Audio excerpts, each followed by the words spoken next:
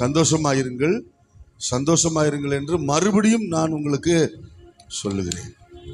நமக்கு தேவன் ஆனந்த மகிழ்ச்சியாக இருந்தால் நம்மால் சந்தோஷமா இருக்க முடியும்.